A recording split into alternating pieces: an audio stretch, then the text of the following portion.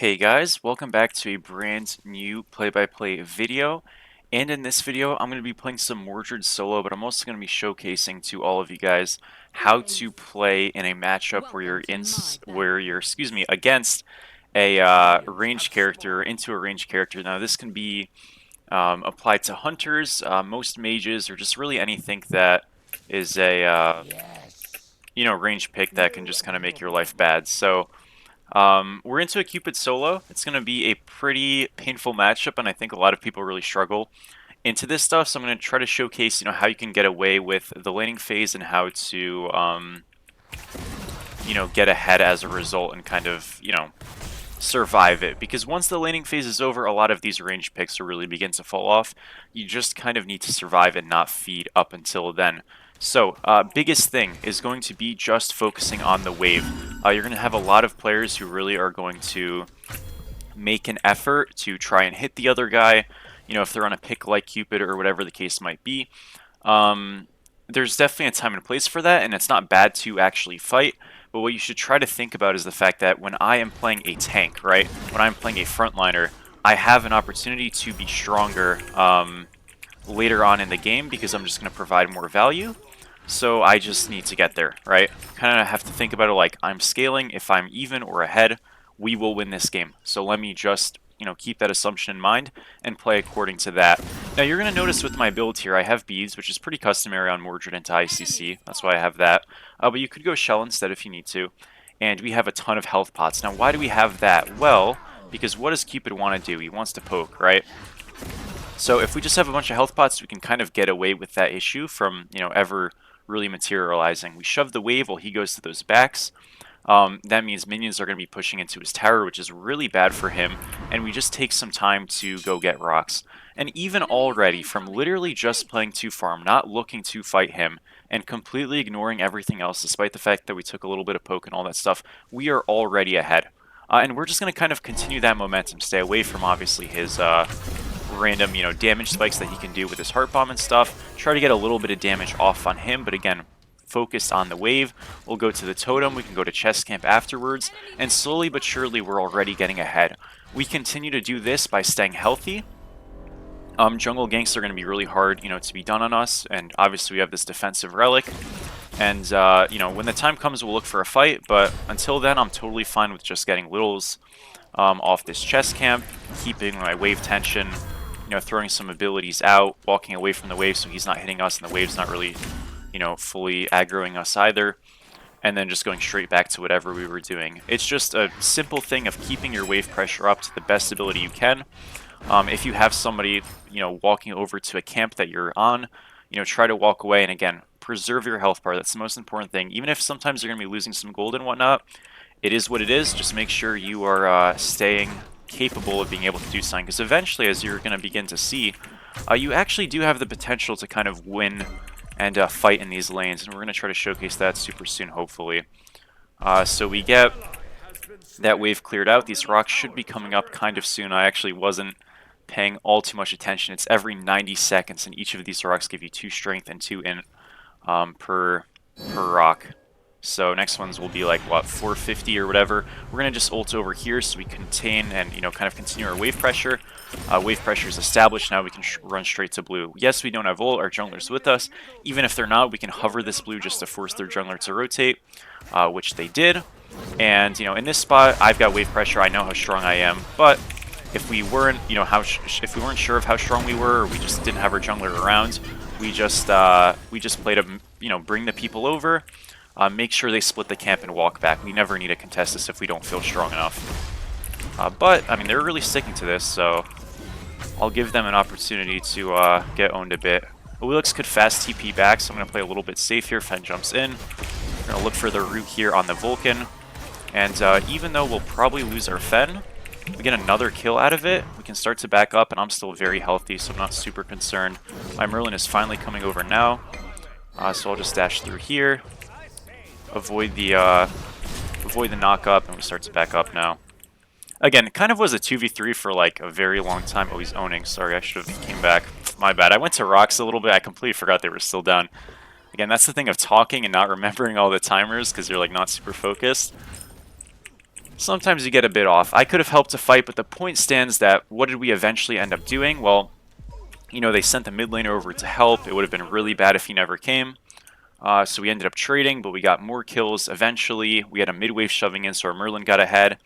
And all that stuff went really good. Now, whenever you have a fight, you have a situation, whatever it might be, it went bad, it went good, you're going to sometimes find yourself in these spots where their wave is just better than yours. And this is a great opportunity to do exactly what we're doing right now, which is just kind of called freezing, just kind of called wave tension. Again, how did this happen? Just simply he pushed the wave semi-partially after we shoved the wave into his tower because he was defending his blue. And literally by just holding there and not doing anything, we made him miss 6 whole minions. So we're up now even more. Right here, he's got a better build than I do, so I'm just clearing this wave and playing safe. I have beads and all that stuff if I need to use it. We can get our blue here, take a reset, and we're in a really good spot. You might notice that when you're freezing like that, you're not doing other camps in the jungle, and that looks really problematic or maybe bad. You're like, hey, well, my blue's up. Is that a big problem? Ideally, if you're queued with your jungler and stuff, they're just going to do the farm, and you're going to hold the minions. So you'll be getting less farm, technically, because you won't be, obviously, clearing as many camps. But because you're holding, the laner you're against is getting literally no farm, and that's obviously ideal. So you'll be slowing down your farm, you know, maybe 30-40%, but they're going to be slowing their farm down literally 90 to 100%. And obviously, you're pretty happy with that, right? Because the biggest thing is with these range characters is, look, if you have a defense item, right, and they have 1 damage item, who's generally better off? It'll probably be the guy with defense, and the range characters are going to have damage. So, you know, you get more gold out of less. These backliners really function well because they can build a cheese lead early, and then they just kind of run the lobby with that. And if you're able to kind of restrict, slow that down, give your jungler more time to farm, I mean, these backliners kind of fall apart really, really, really quickly. So we've got about a 1k lead now. I know I kind of like didn't back right away. We had a gank coming, and we just kind of baited him out a little bit. I can shove one more wave here just because there's no threat. Wheelix is on the right. And, I mean, look, this lane is completely over. We're up 1k. We're about to be level 10 on this wave, or just about. I know I didn't quite do rocks yet. I'm going to get one of these things, then leave. I don't want to get the second one. I'll get rocks finally, take a reset. I know it's a little bit late. But we're going to be in time for playing on the blue buff, and that's, you know, good enough for me. Alright, so we'll back. I think going Mystical here or Fang Shield are both good. Again, we're going both of them, so it doesn't really matter. And we'll just TP left and keep it moving. So, yeah. Heading over to this blue's the plan, like I said.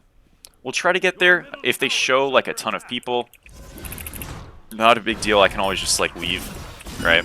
That's super important whenever you're invading. It's always fine to just turn around and go if it feels really bad. But I'm at least going to try. I mean, I might as well. Yeah, so Wheelix is just not here. That's probably going to be a really easy secure for us. Try to hold your secure if your character has good secure. I'm ulting back to lane just so I lose less farm.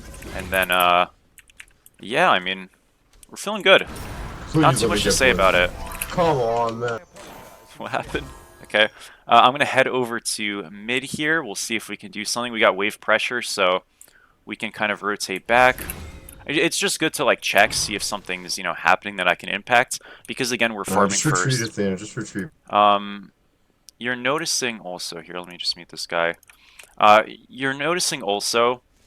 Oh, he ended up rotating, so it's a little bit of a disaster. A guy got soloed on the right, too. All good. That I'm not really staying around to fight the guy after I clear. So much of that is honestly just because, like, it's kind of a lot of time expended. They're on Naga right now. To try to reach this guy and actually, like, consistently hit him. And chances are he'll probably be okay because he can just run away. I don't have a lot of gap close. Well, I do, but, you know, he has got a lot of disengage as well. So I'm more than okay with just kind of, like, out-rotating him to a fight. You know, if he's going to hold his ground here on something, he's going to get owned. But more or less, if he's just dashing away and running half the time, you know, it is what it is. That's a bit of an awkward miss. It's all good, though. Get a one-off on him. Leave. That's fine. And it's fine. Like, right, if I'm not soloing him, does it really matter? Usually not, because we're getting a lead through other things. So, yeah, you don't really worry about it all too much. A little bit off there on the 3. That would have been really good. It's fine, though. Gonna beads here, so he can Get the thing off, and he's just dead. So we're pre-beezing the stun, so we can, continue to use abilities. And then we get the 3 on him, so if he dashes, he dies. If he walks, he's also dead. Either way, we get a kill because he plays a little bit aggro, and so much of that is just, we're ahead now. We're fed, we're stronger, we can take a fight, and if we don't get the kill, like, so be it. But he's forced out no matter what there, and it's going to be a really, really great situation for us, nonetheless. When they're dead, obviously you do want to shove. You can look to get invades off, you can look to reset. If that's what you'd rather do, you can start to look towards rotating to gold. I try not to talk too much about, like, gold fury rotations and stuff in a matchup in general, just because so much of that is predicated on your team, and everything so far we've showcased is, has nothing to do with the team component, really. Or at least has a limited amount, because, I think it's kind of unhelpful for me to be like, okay, this is where you rotate to gold, because, that's not really practical or consistent, right? Part of the thing with MOBAs that makes guides hard is so much of the time, things are not going to be going ideally or even well. And if I'm like, okay, at minute 10, you're going to walk to gold, like, that's just not realistic all the time. Sometimes it's great, but that's not always something you can count on. What I would say for gold furies and stuff like that, and this guy has a decent fight here, so I got to be a little bit careful, but we still have ult. And mind you, I would never be walking up like this if I didn't have this upgraded ult. One of the things, though, you can really do in a spot in terms of going to gold is you just try to get some wave pressure, wave prio, clear the wave, reset, and then have your fast TP to TP over to gold or, to mid or right or whatever it might be. I'll reset here. We'll finish Phoenix Shield. They're already on gold. Their team got to play in mid. And I can come over. We're probably going to lose this, but I'm here way before Cupid, so for an after fight, we should be pretty well off. Shit, we might not even lose it. I'm just going to go on this Vulcan. He's, like, really overstaying. He should just be dead here. Hit the ult. We have our 1 and our 3. Either one kills. Doesn't really matter. Easy pick. Team gets gold. That went perfectly. But the same principle kind of still stays of, like, we shoved the wave. Yes, we're going to be losing a little bit here, but the point is we rotate to try to get more. And it's a simple play. And every time you're rotating, especially when you're ahead, it's just going to be easier. Like, every fight's super simple when you're ahead. In terms of just forcing an issue. So, don't really need to worry about making it complicated. You go to the objective to fight, and if there's a chase or something, you try to participate in it. Took a little bit there. I can, like, I don't know, force something from him probably here. So we may as well. It's a beads for free. We'll back up. And I don't know, like, kind of go to Pyromancer or something like that in a second. Herc is top left. That's their support. And, yeah, let's go to fire. Again, this guy can never kill me. Just space a bit so we don't get pushed into them. Use our 2, auto. And yeah, I mean, we kind of just win this, right? So, it's pretty chill. Fen ended up tanking, which is a bit scary, but I guess not really. Again, these hunters and stuff are so useless from behind. Like, he's just doing absolutely nothing. So we get 2 there. Our guy does die in mid, which sucks a bit, but a tower secured. We can also go to Pyro. Still, and yeah, things are working out pretty well for us. What I should do right now, because my team's still left, is just, like, run to Pyro to make sure they're not trying to sneak it right now. With Vulcan pushed up, I can also just ult him. So, that's what we're going to do. Let's do it. Woohoo. He's going to backfire. I can just cancel this, that's fine. Beads first. We're going to 1, auto, 3. He's dead. Good stuff. Yeah, this lobby's not the best, which, I won't lie. It does make it a bit easier, but, I don't know. It's kind of hard to, like, keep on track. Like, one thing you'll notice is, for example, these rock timers, I really haven't been that good on them. Why? Because when you're talking and playing, you just kind of, like, lose it, It's too much. But ideally, you won't be talking and playing, because that definitely makes you play worse, so you'll probably be able to remember those. Remember, just 90 seconds after you do it, or after you pick them up. So we just did those, what, like 13:45, 15:15 are the next ones, just about, and we'll try to be there.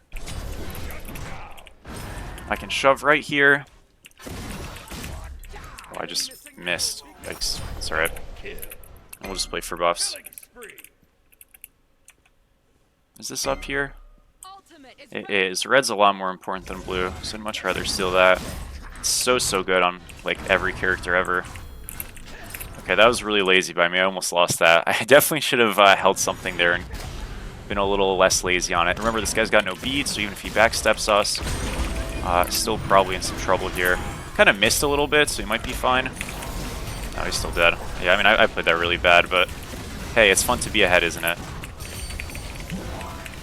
Back up here. This mid fight's still super good. I mean, these guys are just poked. It's close. Alright, no worries. Wheelix is here. You get a 3-off on her, so she gets poked a bit. He jumped over, didn't he? This is Magi's. It's fine.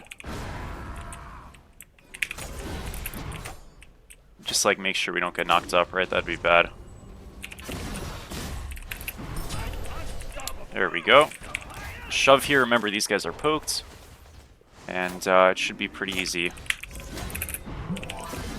This is dash down. Fenn's gonna dive. I'll tank for him a little bit because I'm on the outskirts. Now we get out. Can come back. That was a bit scary. We're fine though. Thought he'd walk up a bit. That's alright. Should be fine. Yeah, a little bit eager. I mean, that was maybe a bit too much, but as long as you don't die, who really cares? We'll get Purdue in here. I try to recommend going 3 active items on tanks in general. I think it just is the best thing to do. So getting like a Talisman of Purification here, super solid. Last item, well, we have 2 more item slots.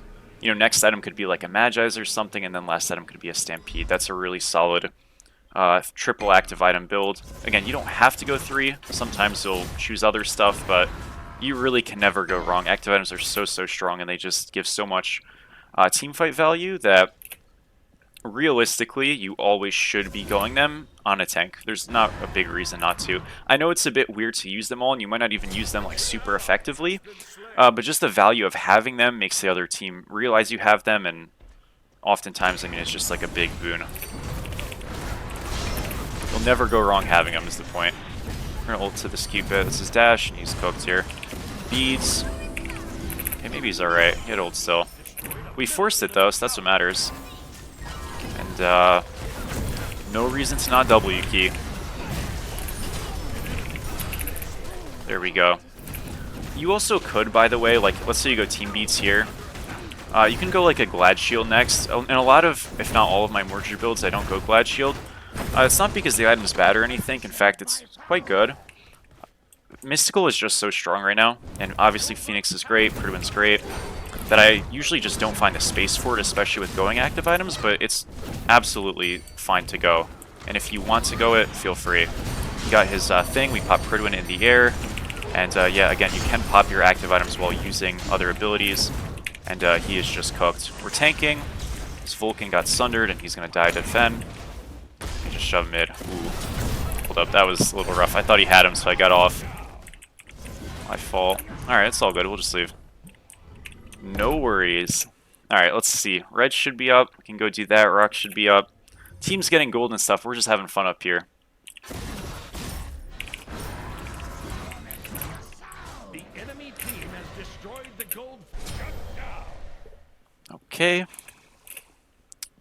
Did they get it? Oh, we lost it. Damn. That sucks. Fire is the plan, though, folks. If we want to. I mean, we're very ahead. Our team's not that far ahead, so you kind of want to do fire based off of your backline. It's pretty easy to do in this game, so it's not like you have to be super stringent about it. But if we don't feel like, you know, our backline is like super prepared to do fire, I could just kind of go to wherever they are and kind of just be like a second jungler and just, or second support even, and just push down the lane that they're in. So that's like always a very viable strat to do if you're in a game where like you're very fed as a frontliner and your backliners are, you know, doing fine or maybe even behind. So I'm just gonna call like go right, and yeah, I'm just gonna show up. We're gonna get Bluestone here. We'll go team beats after. I want to have that offensive edge because we're stronger. We can just do this and this. They're both in the way. So we'll do Naga, Pyro, and then Fire. And that'll give us more team gold, all that stuff. I think we'll feel more than okay at that point. This Vulcan's a good target. I'm just going to ult him. I might not reach him off this, but I'm going to get close enough to make his life hell. Oh, I missed. And I missed my 3. What a disaster. He's still dead, though. It doesn't matter. Alright. That's their secure, largely. I mean, I know they have a Sunder, but we can probably just shove mid. Let's just shove mid if they show. Keep it just backed. We can... Oops. Oh. Alright. 2 in right. Can we just get this in mid? We have a minion coming. No, I guess not. Yeah, like, Izzy being on right is really stupid, but it's all good. This is dash down. We're forcing this a bit. Yeah, it's okay. Wanted to make a play in mid.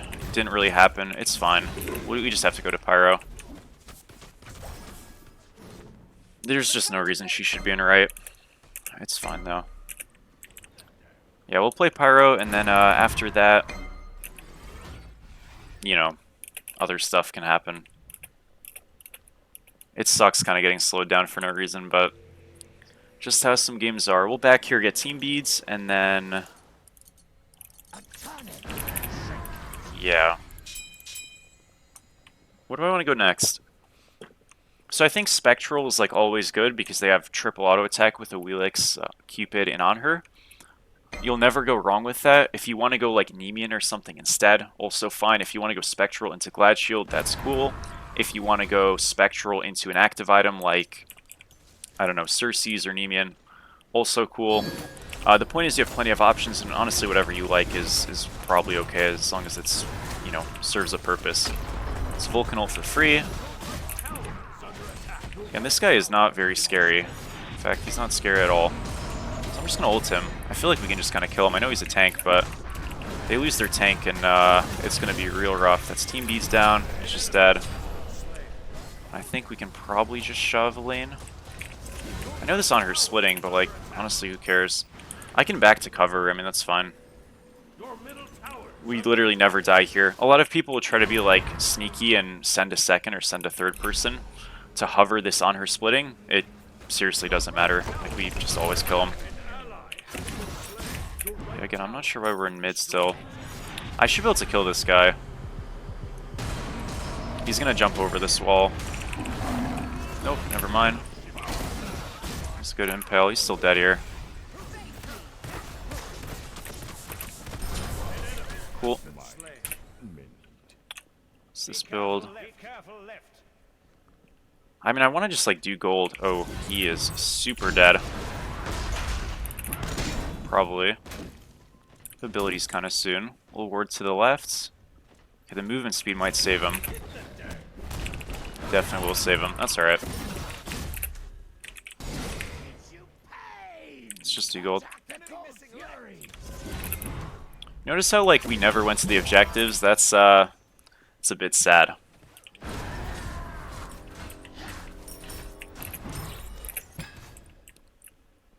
Okay. Let's just like do this. To run out here, I'm fine though. Remember, I have beads and team beads and my root. Can we just do the thing? Oh dear, why are we so like stingy on doing an objective? What's going on? Okay, finally we are pulling it. Took a minute, but we get there. I'm gonna just like ult kind of for vision here, and then I'll come over mid if there's nobody around, which there is not. So that's more than fine. Just want to make sure we don't get her comboed here. We're fine though. We'll get a Pyro. Again, Izanami should just be on the objective. It's like super stupid, but all good, I guess. And now we should just do gold. And then yeah, then we'll be all set.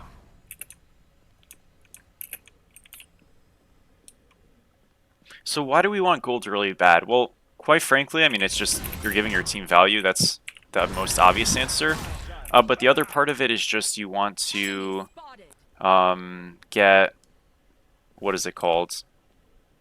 You want to get like your minions to be tankier, which that second gold is going to give. So that's really the big thing. Those minions being tankier changes everything. I missed. Suck. Alright, they're just like super dead. Yes, it looks almost got a cheese pick, but it doesn't work out. Again, I think this whole game, like, being extended is just because this is an obvious, like, not grouping ever, but it's okay. I mean, you're going to have not so great players sometimes. I really do recommend, guys, if somebody's like very ahead in making space and they're shot calling, just listen to them. They're probably on the right side of things. Maybe not, but more often than not, that's probably the move to just follow them. Okay, so we can kind of play like a semi-zone here. Cupid dashes away. I want to walk to this Hercules. I did not mean to press that. That was an accident. Just to root him so he can't walk up and ult. That's his team beads to get out. Notice the Onher's splitting. I can't really back because I'm following this guy, but somebody else can. Even if he gets that Phoenix, it's not nearly as bad as you'd think. We slow this guy and he's going to die because, let's say he gets the Phoenix. Well, Herc's now dead. We have a mid-wave here. We're just going to get a Phoenix and potentially a whole lot more. So we'll trade Phoenixes at worst, but realistically, we're getting a Phoenix plus picks here every time. So a really bad team beats. That was a misclick, and I'm just going to walk at them. Super easy double ult. I still have beads and stuff as well in case I need to use it, but we're totally fine. This guy's dropping a nuke back here. He's dead, though. Picks happen, and this sad little Cupid gone instantly. What a beautiful day. I think we should be able to just end now. So yeah, I mean, look, obviously, do you want to defend split pushes? I know Athena defended, and that was a good play by her. Of course you do, but they're not always like as concerning as they may seem. So just try to be like aware of that. I think we should be able to end here. Getting kind of pushed out of my stuff. It's alright though. Get out for a second, come back, and that should be it. Yep. GG. So 11-0-16.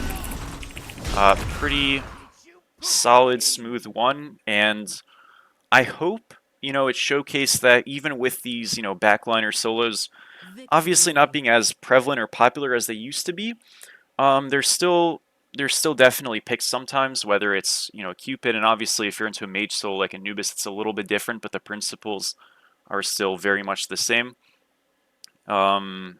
You know, you can kind of just be a better character later on, so it's all good.